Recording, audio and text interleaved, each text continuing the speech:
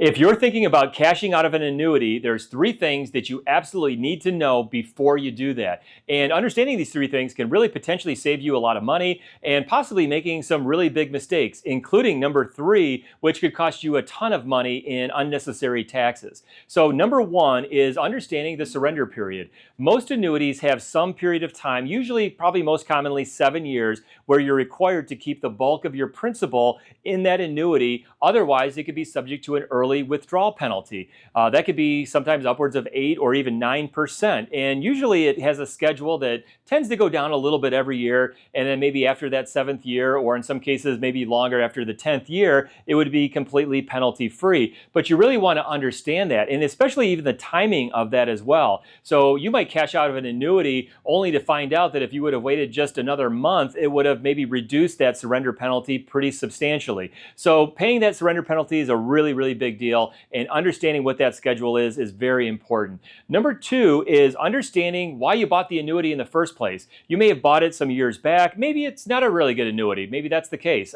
But maybe at some point there was a reason that you bought the annuity, and maybe it was for one of the benefits. Maybe it was for some type of an income benefit or a guaranteed withdrawal. You might be looking at the value of your annuity and saying, hey, this thing really hasn't done a whole lot. It just kind of is stagnating, or I've got other investments that are doing better than that. But getting under the hood of that annuity and understanding maybe what those benefits are, and maybe saying, hey, there's a benefit here that I could take a certain amount of money every year, guaranteed for the rest of my life, and maybe that's the reason you bought it in the first place. Maybe it's something that is worthwhile or potentially even worth keeping that annuity. And number three is when it comes to cashing it out. There's two kinds of annuities. One would be what we'd call a non-qualified annuity. So that's something you bought outside of your IRA. And if the annuity has grown in value, let's say you put $100,000 into the annuity and now it's worth $150,000. If you cash out of that non-qualified annuity, you're going to have to pay taxes on that $50,000 of growth because it's a non-qualified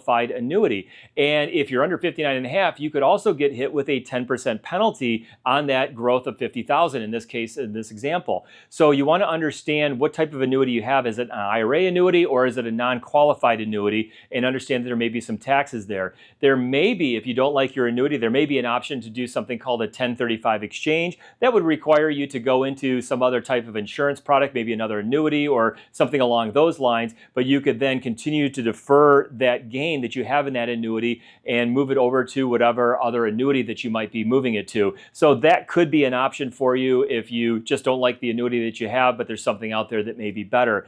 And if it's an annuity that's in an IRA account, this is going to be a really big one. If you want to keep it in an IRA account, there's a very specific way that you need to do this transfer. And one of the reasons I'm making this video here is we've actually talked to a couple clients in the last few months where this exact issue has actually popped up. So you want to make sure that you do a direct custodian to custodian transfer. So you're moving the money directly from that annuity company into another IRA account. So it's considered a transfer and not a rollover. All too often, I've heard examples and stories of people that have cashed out of an annuity and it's called a rollover. And that's okay. You can do a rollover, but you can only do a rollover once every 12 months. So the problem is not with doing it once, but not understanding that rule and doing two of those rollovers in the same 12-month period. What would happen essentially is one of those rollovers is going to become a taxable event. You're not going to retain that money inside of the IRA account. You may not even realize it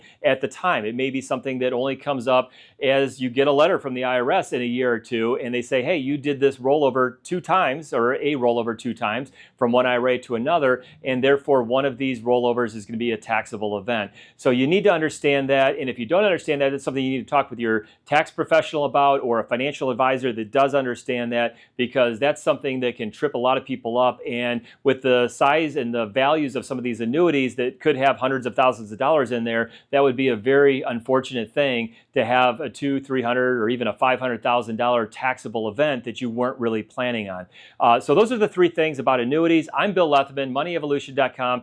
Thanks for watching our video, and I'll see you back soon.